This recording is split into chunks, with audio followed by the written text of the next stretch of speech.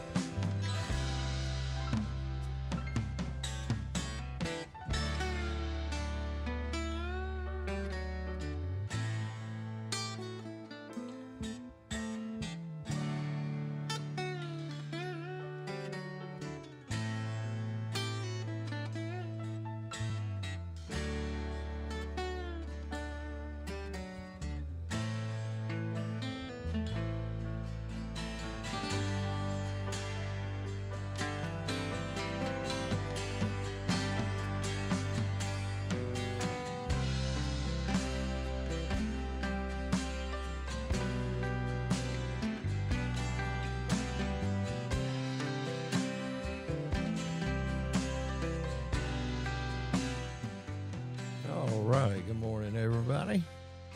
Hope everybody's doing good out there. Good morning. Good morning. Bubba here. Got my boots all laced up and got some hot coffee.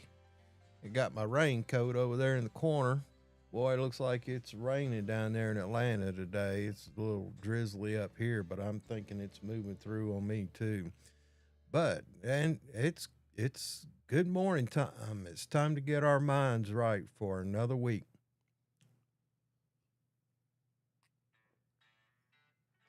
Hit me up in the comments and let me know where you're going this morning, what trade you represent.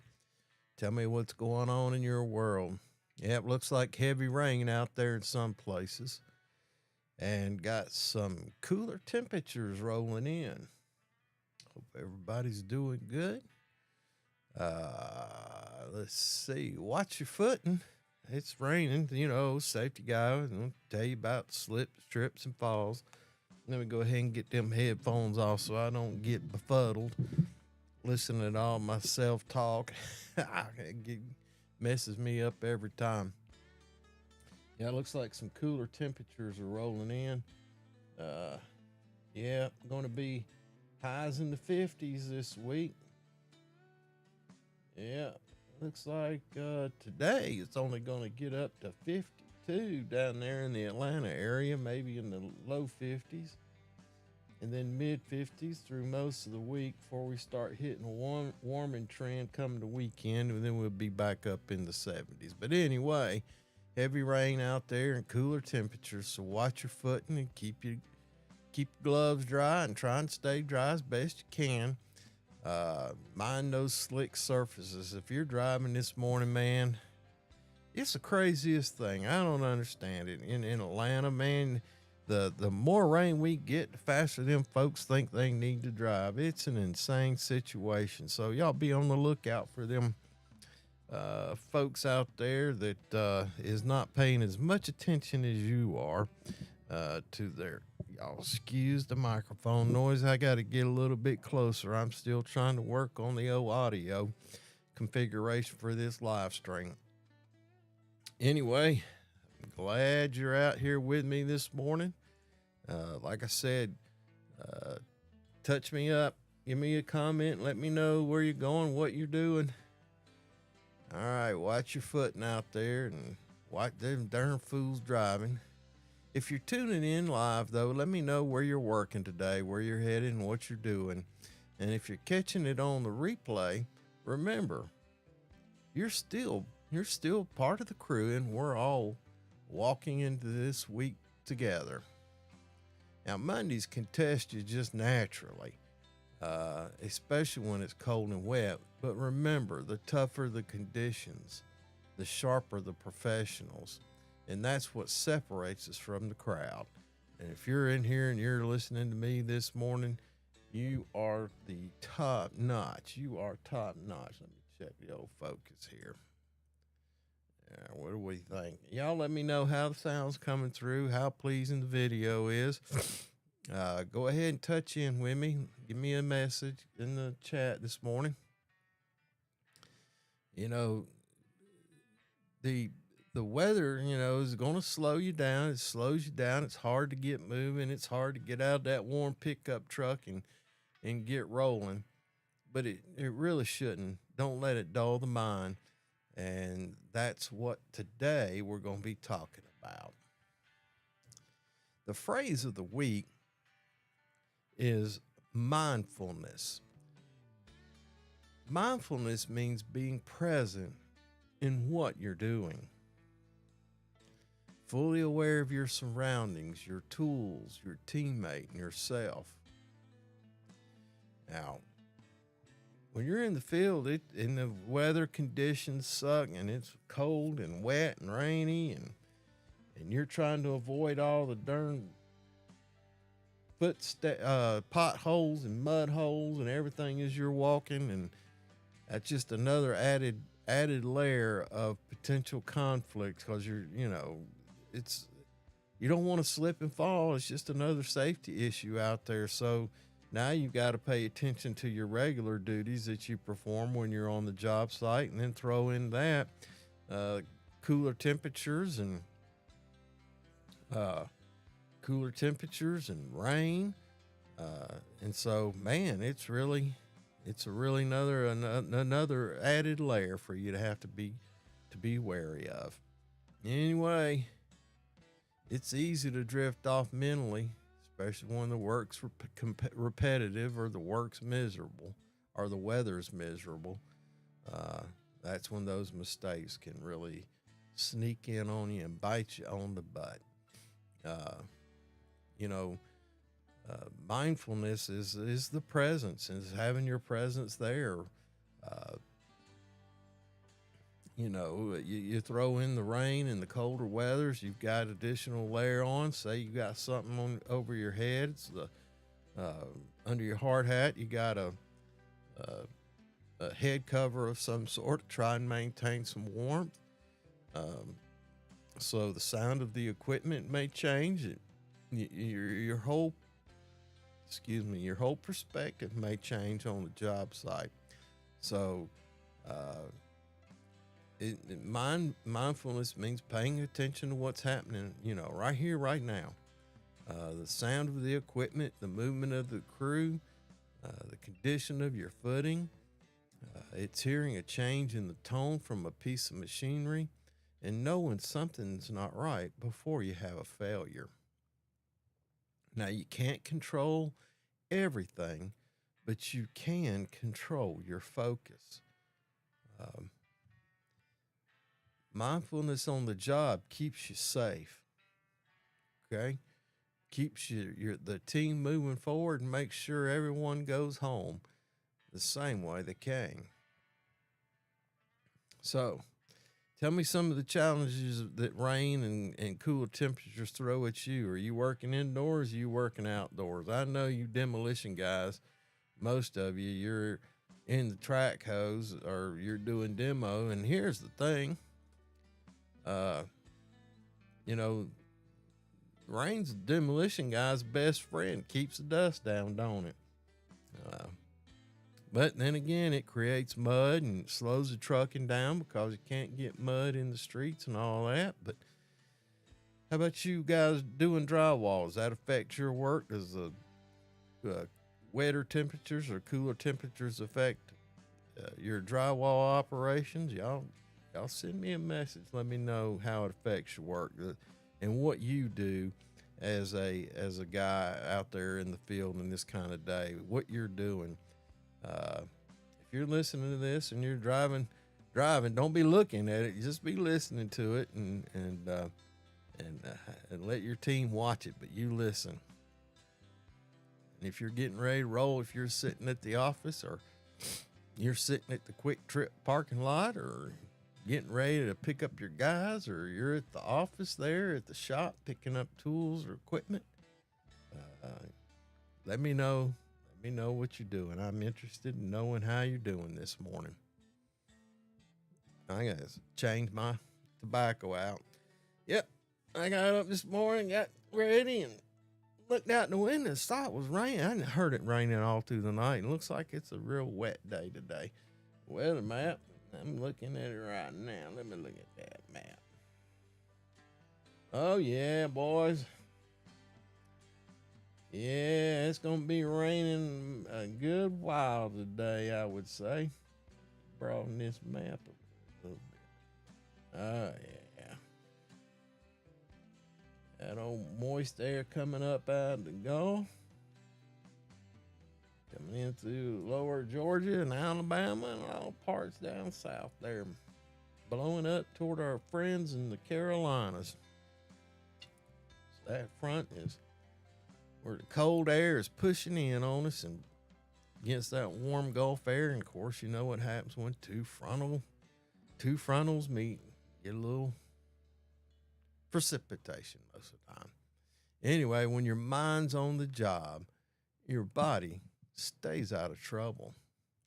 And that leads us to the next thing. Equipment and blind spot. Knowing the no-go zones. Every piece of equipment on a job site has a blind spot or multiple blind spots. Excuse me. And this is Monday morning, perfect time to have a toolbox safety talk. The toolbox safety talk satisfies that OSHA uh, regulation that says that we should provide, the employer is to provide regular safety training. And today is a good opportunity to talk about blind spots, blind spot awareness. We talk about that, or is that coming up? I can't even remember.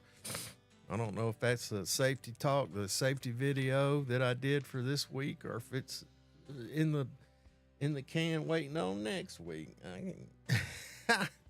Anyway, send me a comment out there. Y'all help keep me on track this morning. Keep me motivated too. I'd like to stay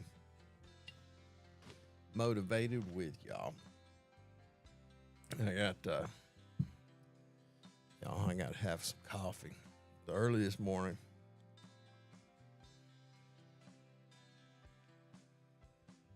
Oh yeah, that's a good stuff. Yeah, I woke up at 3 and I said, "Oh, a darn old battery or something's wrong with the watch." I hit the button to light it up, and it don't work right.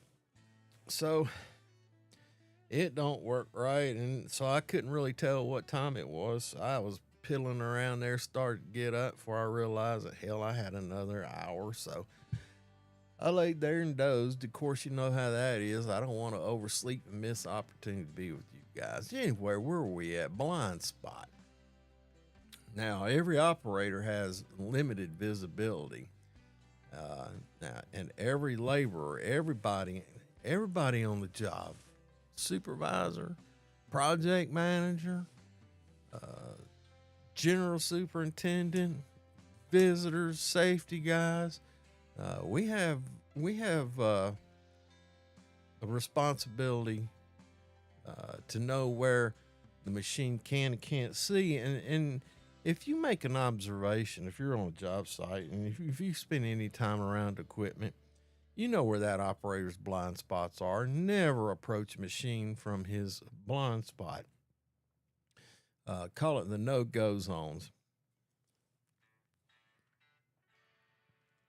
And this morning, you supervisors need to be just reminding you guys, gentle reminder is all it got to be.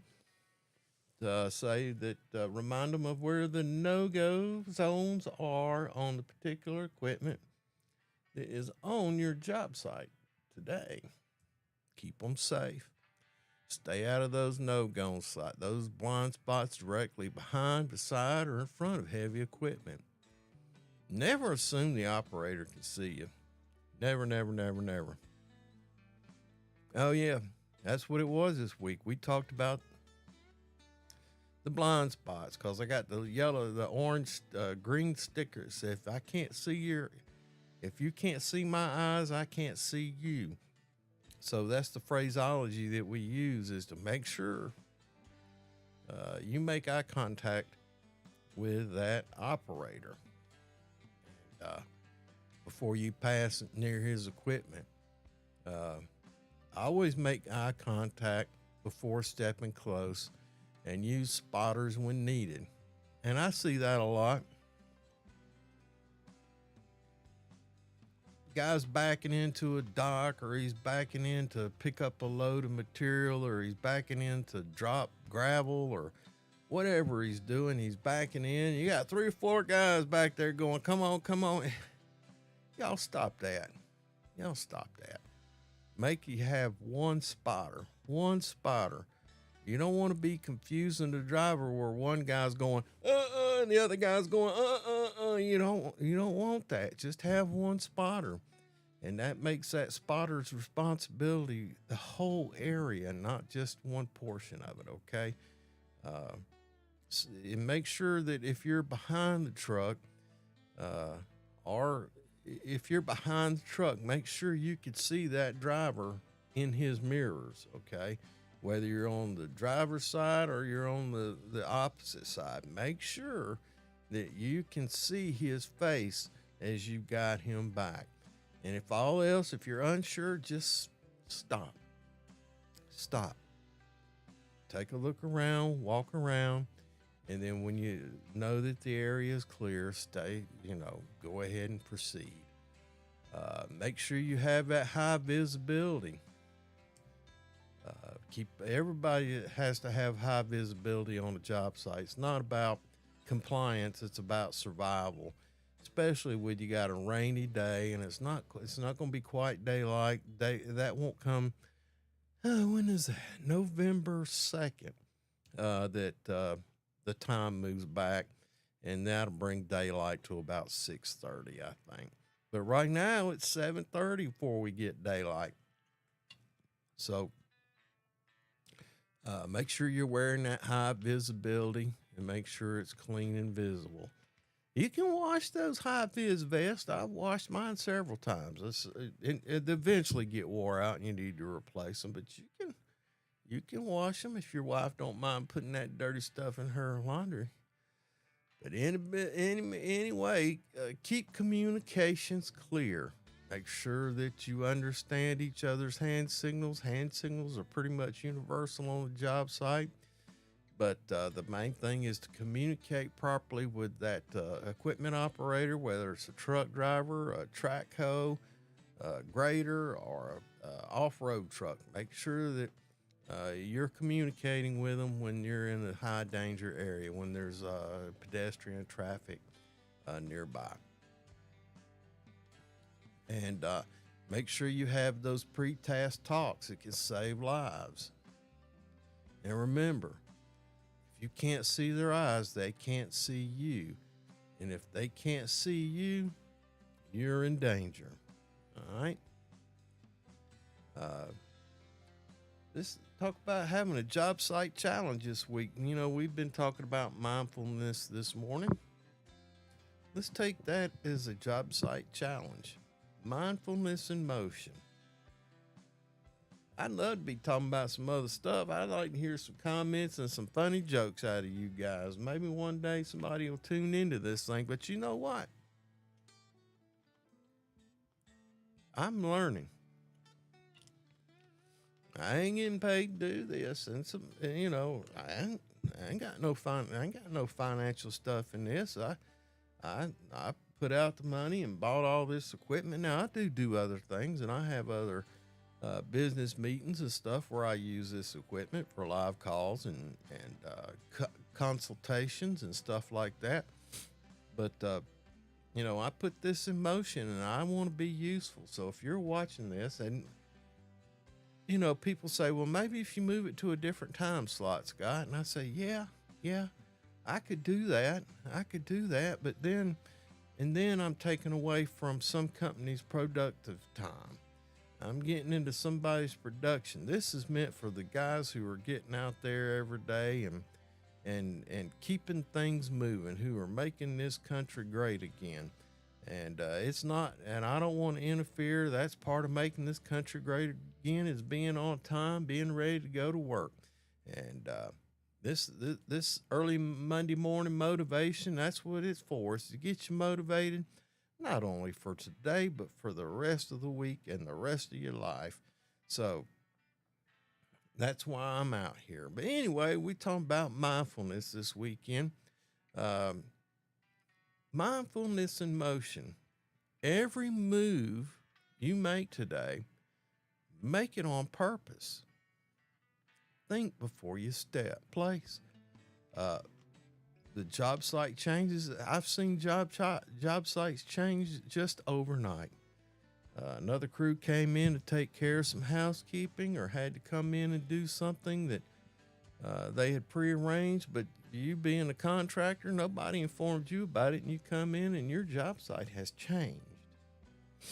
So make sure you slow down and take a look around.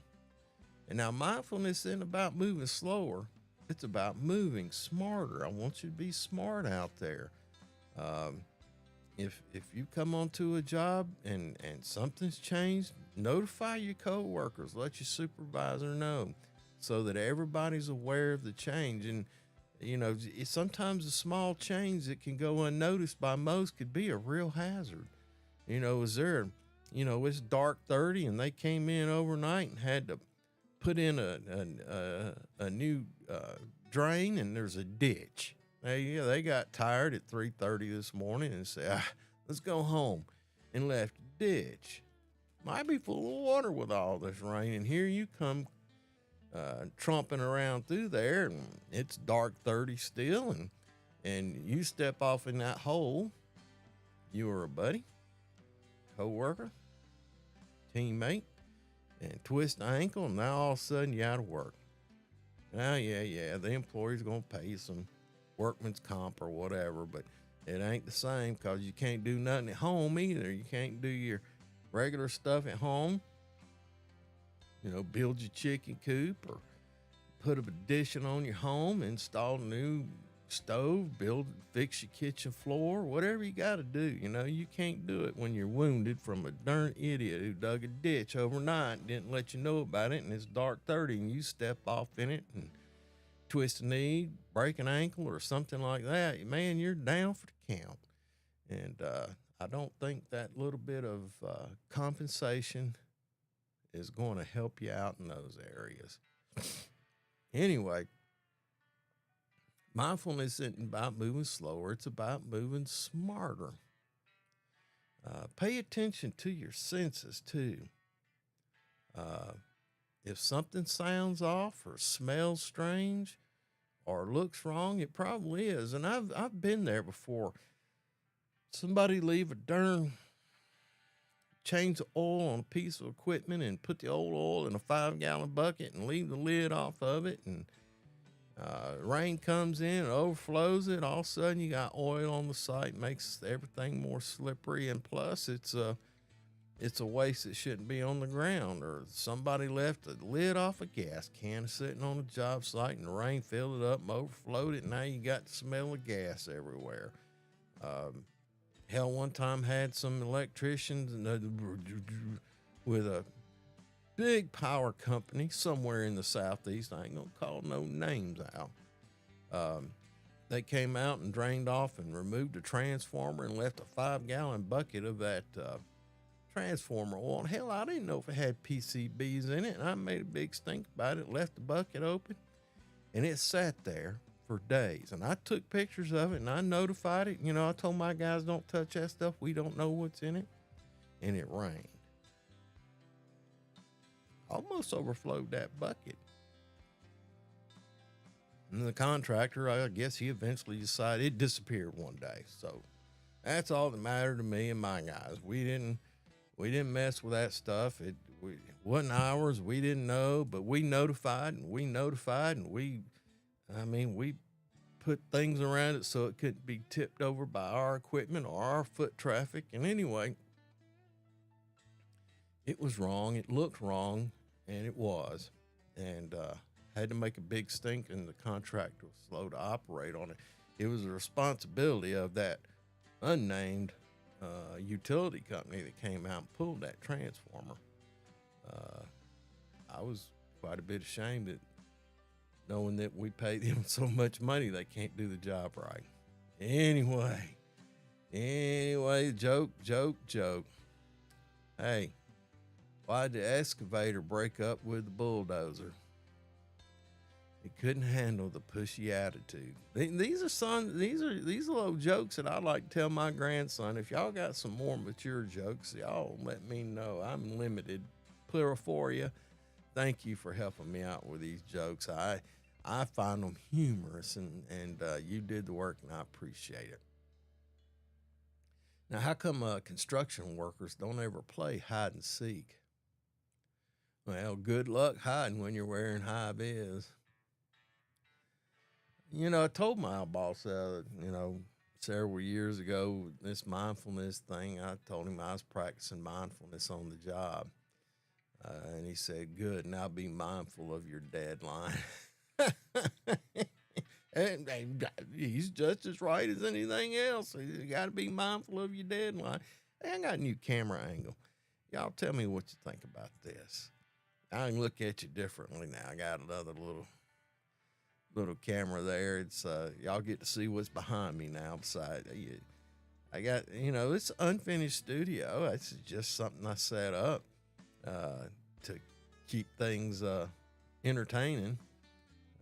I can move stuff around, like this, and the picture of Pluriforia she generated of herself. But I can move that stuff around. I don't think it'll let me move it around in this thing right now. But anyway, that's some of the stuff.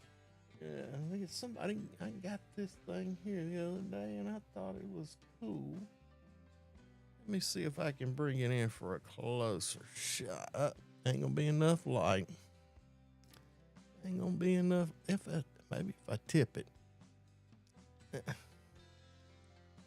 get it out my face. Tip it. Anyway, that's a coin or a medallion, and it's painted, little skull, and it's got some stuff on the back. Y'all hear that music? I don't know. Hey, I'm just trying to be a pal and show you some of the cool stuff that people give me. Things that I find. I got him under there. Keep an eye on me. My Hispanic brothers and sisters will understand that. Day of the Dead. Day of the Dead. It happens around this time of year. If y'all know anything about that Day of the Dead that is practiced in certain cultures, y'all let me know. Let me get back to the other. Y'all let me know about that. I'm always like to hear stories about that. What that means in people's cultures and things like that. Y'all see the old skull and the skull there? That's, it's a symbolic thing. I'm an old deadhead, and I like what they I like their music, and I like believing in keeping an uplifted spirit, and the Grateful Dead is from a tale of ancient times where somebody would come across somebody who met their demise, and they were too poor to be buried, and they would some people say that, I think the old Vikings, they put coins on their eyes so they could pay the ferryman to take them across the river to Valhalla, or to heaven. And so the Grateful Dead is that kind of experience for me. And that's why I always say be grateful in everything. Be grateful in life. Be grateful for every minute, every second you have walking on this planet, and revel in the relationships and the opportunities you have. That's just me, and I like to make sure that people understand that that's what that's for. It's not some kind of evil thing. It's a very different from evil. It's a very spiritual thing for me. And when you see that, I want you to know that. And I got the cross behind me. You can see it right here. Beep, beep, beep, right there. Got the old Methodist cross there. I'm raised Methodist. May have some disagreements with them on certain things, but the main thing is it's gave me my path, my Lord and Savior Jesus Christ, to my God through my Savior Jesus Christ, who's given me a relationship with my Maker. Anyway, humorous story. Once guy got so focused on guiding a skid steer that he forgot where he parked his own truck. And I've done that. Found him standing in the rain, remote in one hand and keys in the other, swearing, I swear it was right here. Lesson: focus is great, but don't lose sight of the big picture. Literally. I got a question from last week. How do you keep communication clear between operators and ground workers when it's noisy or raining? Uh, that's a good question. You know, first thing you got to do is make sure that in most construction sites, if you've been working, we all know the typical hand signals, but it doesn't hurt for you to confirm with the operator that, am I getting out? Let me check my audio. Y'all bear with me. Oh,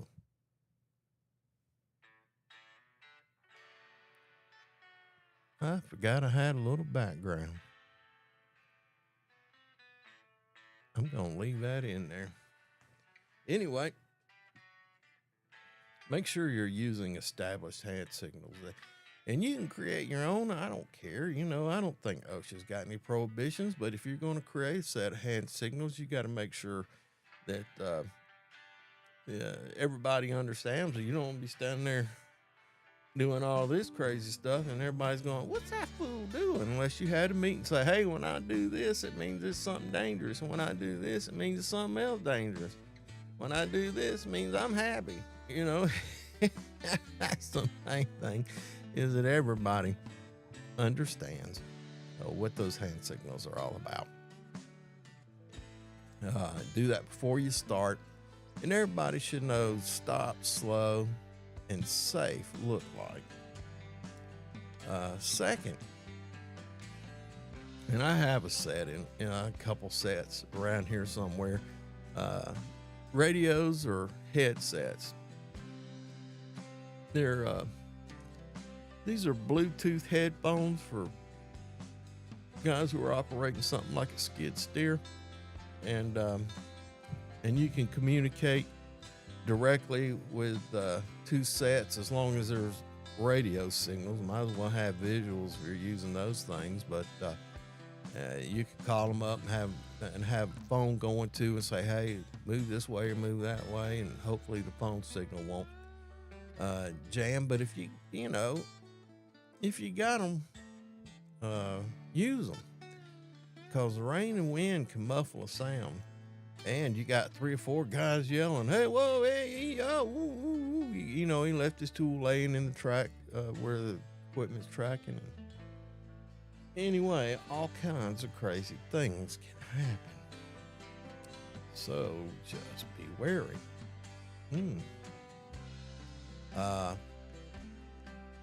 And third, don't assume understanding. Confirm it.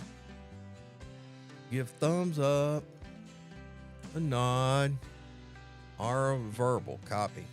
Understood. Communication isn't complete until both sides understand it. And I think I've covered this in a safety topic. These early mornings, boy, they get my sinuses. Y'all are lucky. Three-way communication. I don't know if you're familiar with it, but I thought that this sounds like a good time to cover three-way communication. Three-way communication is the act where, say, you're a supervisor and you give me a set of instructions. Scott, do X, Y, and Z in this order. And I go, gotcha, supervisor, do X, Y, Z in this order. And then you as a supervisor go, yeah, that's right. That's three-way communication.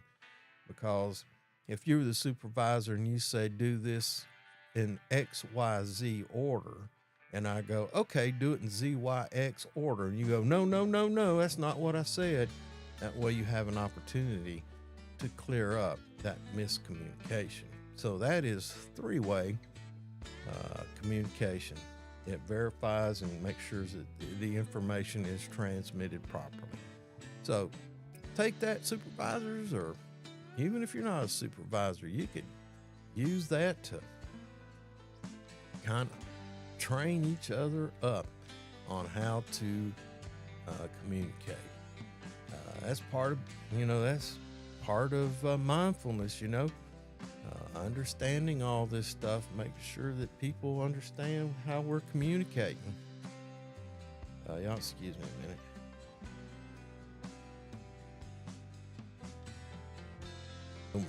Really need to blow my nose, but I got a bandana.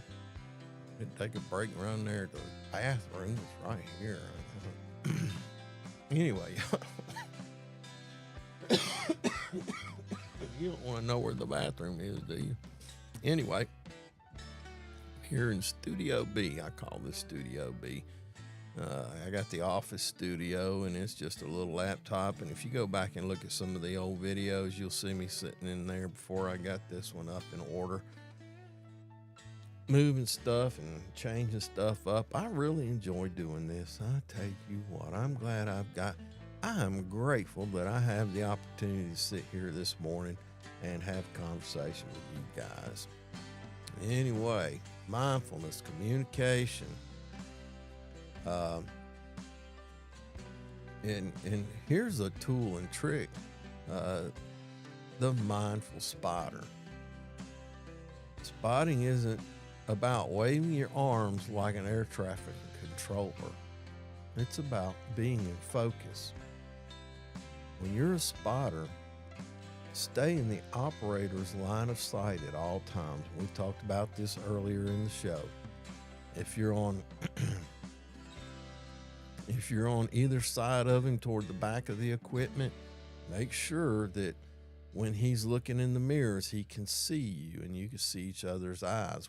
Doesn't matter what side of the equipment on. You adjust. So he can adjust. He's stuck in a seat, but you can move into an area where you stay in his mirror. That gives him assurance too. He's already busy.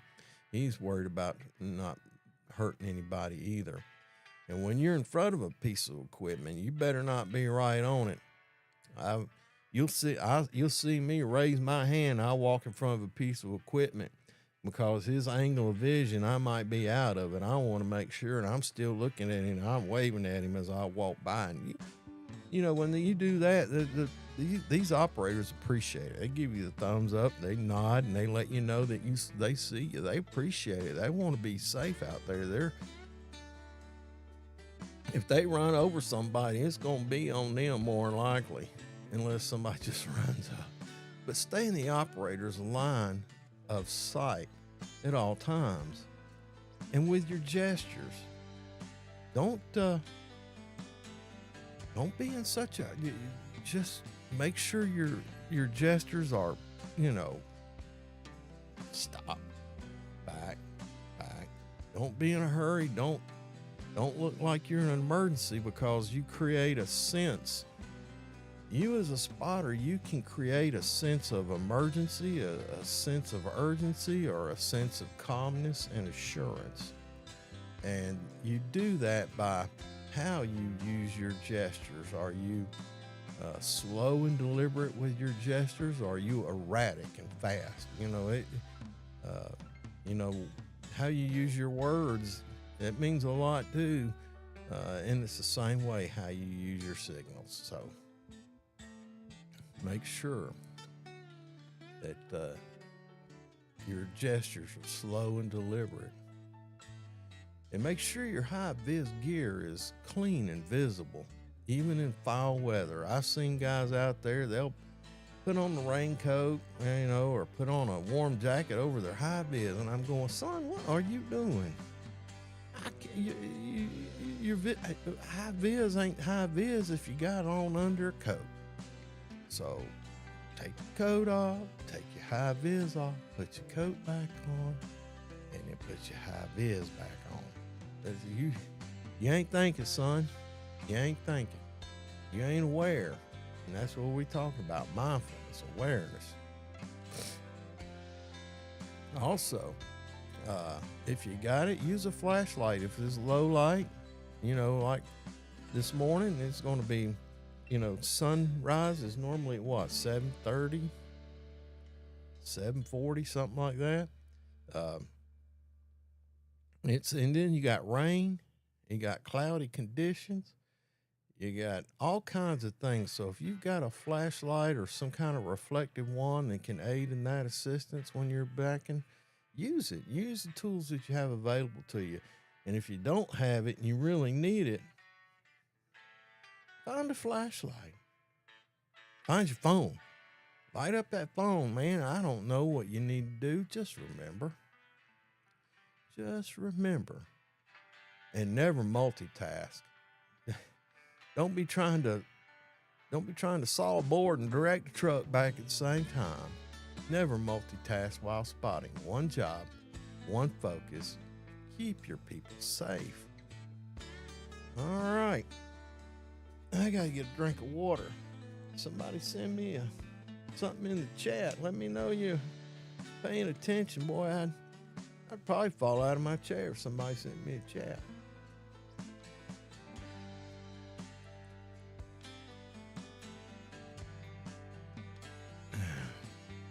I've already had 16 ounces of water this morning. Sitting here talking to y'all has parched me. I just refill the bottle. I got well water. It ain't got that chlorine, fluoride, nothing else. It probably got other things in it, but yeah, I'll take my chances with what comes naturally instead of coming out of some treatment plant and dumped into a river and then taken back out of the river and chlorinated and fluorinated and pumped through pipes and fed to me again. Boy, that's a terrible thought. No wonder people drink bottled water, and then that creates another waste stream. Ain't that the dangest shame? All that for a darn $1. Probably not even. Well, they make good money, but whatever. All right, moving on along. Another thing about mindfulness and safety is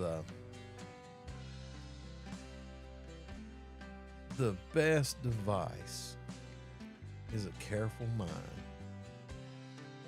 is a careful worker with an alert mind. Because these machines, they don't have mirrors, but only people have awareness. So let's keep that in mind. Anyway, where you at? You done picked up your guys there and got rolling. You at the shop and you better be rolling pretty quick. Well, it's what, 5:45? So it's getting close there. You got an hour to get on the job site. Where you at? What you doing? Tell me where you headed this morning. Y'all be careful out there in that crazy rain. I swear, man, now, I don't know about other cities in this country, but in Atlanta, when it starts raining, people start driving crazier and crazier. It amazes me how that happens. I don't understand. Maybe I ought to do some Googling on that. Why do people drive crazier when the weather is raining?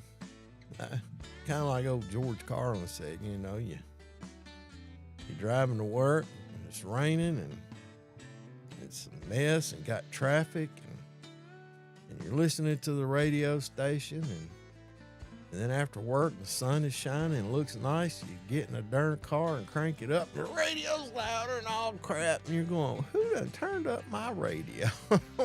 That was you this morning, man, when you was trying to focus on too many things and you just increase the volume and increase the volume and increase the volume so you can focus on them. Just turn up the volume, man. And I guess that's what you got to do. Turn up the volume and awareness. Our mindfulness. Turn up the volume for mindfulness, right? Anyway, that's the way it shakes out. Now this week on the channel, on the other channel, MCB Ventures, we're talking about housekeeping. Yeah, Scott, housekeeping. Housekeeping is the number one reason for falls, slips, trips, and falls. And, I've talked about that, more people are seriously injured from falls at same levels from poor housekeeping. But this week, we're climbing higher, literally, with housekeeping at heights. Clean decks, save necks. So anybody guess where I'm going with that? We're talking about scaffolding in elevated work areas. It's even more critical that we keep up our housekeeping on things like scaffolding in elevated workplaces. And, it can get busy on a scaffold, and you ain't got that much room to lay stuff down or store your tools and material, and it's all stacked up on the scaffolding, and you're creating hazards right there because of the fact that there's limited space, and you're creating trip hazards. So if you're working on scaffolding, make sure that not only do you inspect that scaffolding on a daily basis, but part of the inspection is looking out for slips and trips and falls. Now, housekeeping on scaffolding could be warp boards, loose boards. Now we all use metal decking nowadays, aluminum decking. So they are not as likely to warp. But they've got those grips in them. I've seen things get stuck in those grips sticking up. You ever notice that, I'm like this morning when I'm done with you guys, I'll go on a hike. And, man, I can be walking along and everything looks fine. There'd be a little old root and that thing ain't sticking up that high. And I can stumble on that thing, and that just, and a stair tread. If a darn stair tread is off an eighth of an inch, it could cause you to stumble because your mind is doing calculations in the background based on visuals and based on muscle memory. And if there's a slight change in elevation, boy, it could throw you off, literally throw you off. It could throw you off of scaffolding, I reckon. But on that scaffolding, as well as housekeeping, water bottles, man, I've seen people step on a water bottle, have that thing roll out from under them. I've seen people, a piece of wire stuck in the grate on a scaffold board, catch people up and almost have them fall. Nobody saw it. Somebody saw it, I'm sure, but nobody took care of it. But making sure that all the toe boards are in place and the fall protection is in place on those scaffolding, that's pretty important stuff. And we never think about it till something serious happens, and then we think about it and we have shutdowns and OSHA's riding around going, hey, what's going on? Why y'all and all this stuff? And somebody's in the hospital or hurt. Somebody got a damaged body part, broke arm, broke leg, broke neck. I don't know. So, on this week, we'll cover how cluttered elevated surfaces or elevated work areas lead to slips, trips, and dropped objects. Because a clean deck isn't just about looking good, it's about staying alive.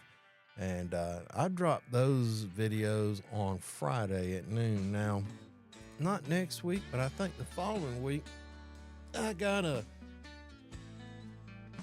wedding to go to, so I'm going to have to hustle up and I'll probably drop a video next Thursday instead on Friday. But normally my release date for the videos is on Friday around lunchtime.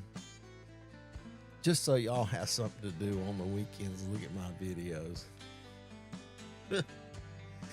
Anyway, stay tuned for that, and